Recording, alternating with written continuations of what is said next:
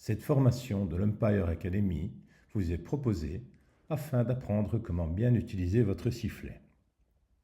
Dans tous les sports de balle, l'arbitre utilise son sifflet afin de signaler et de sanctionner les fautes. Nous allons voir comment cela doit se faire dans le cadre d'une rencontre de hockey.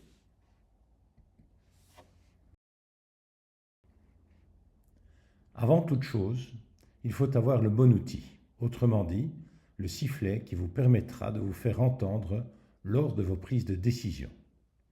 Ensuite, il va falloir l'utiliser de la bonne manière pour faire passer le bon message. Et cela passe par la modularité de votre coup de sifflet. Pour finir, nous aurons quelques exemples théoriques et pratiques.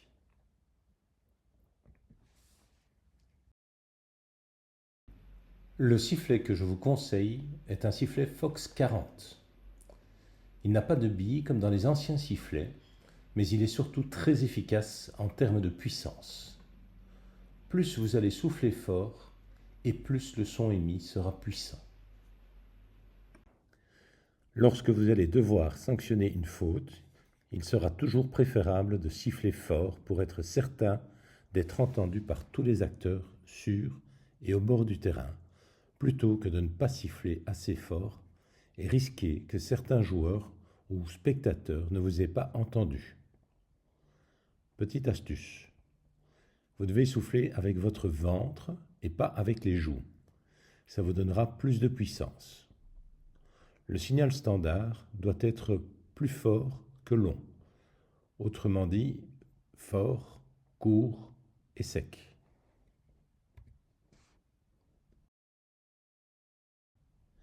Voici un premier exemple où l'on constate que la personne ne souffle pas du ventre, mais bien avec les joues. Voyez comme elle se gonfle. Dans ce cas-ci, il y a clairement un manque de puissance, ce qui a pour conséquence un manque d'autorité dans la prise de décision. Notre second arbitre, lui, ne gonfle pas les joues, cela part du ventre. Le signal est fort, court et clair.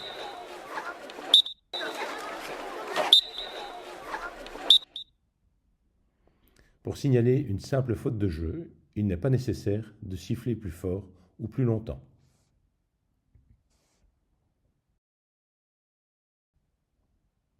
Une fois que l'on maîtrise bien le souffle du ventre, on va pouvoir commencer à moduler son coup de sifflet. Les policiers qui utilisent des sifflets dans le cadre de leur profession doivent également maîtriser l'art de la modulation du coup de sifflet pour être vite et bien compris des usagers. Mais revenons-en au hockey.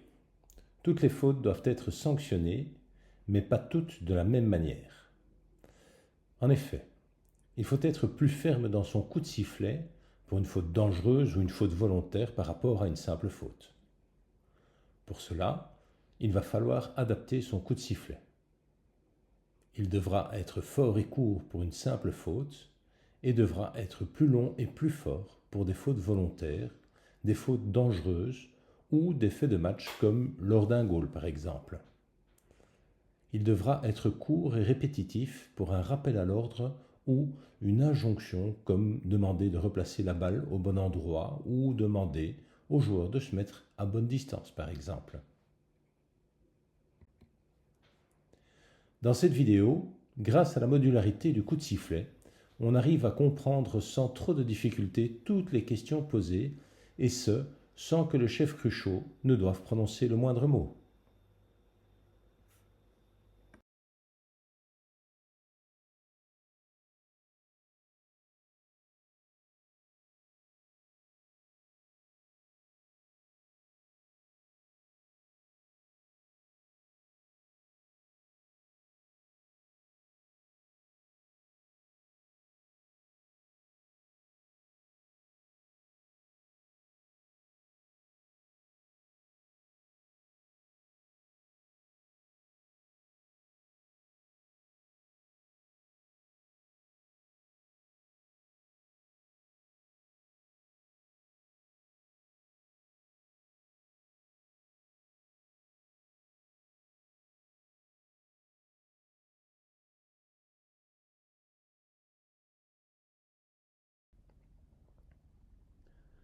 Voici maintenant quelques exemples théoriques et concrets mis en pratique lors d'une rencontre officielle.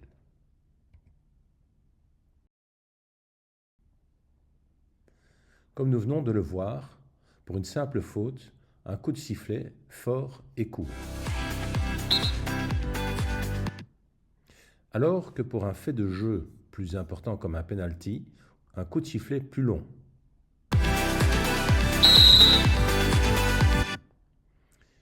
Ici, dans le troisième exemple, la gradation dans les coups de sifflet se fera en fonction de l'importance des fautes.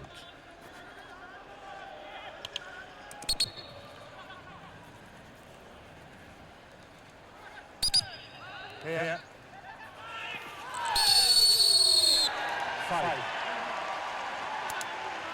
16.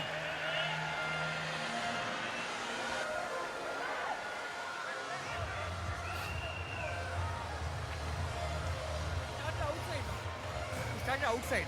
Doesn't matter. The fault is inside. And I'm telling you all the time, 5 meters. Okay, listen to me.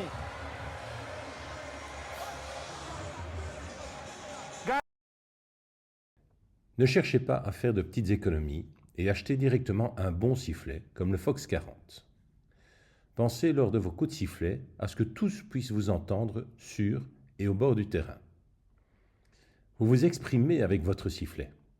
Faites-vous comprendre et respecter grâce à votre coup de sifflet et sa modulation.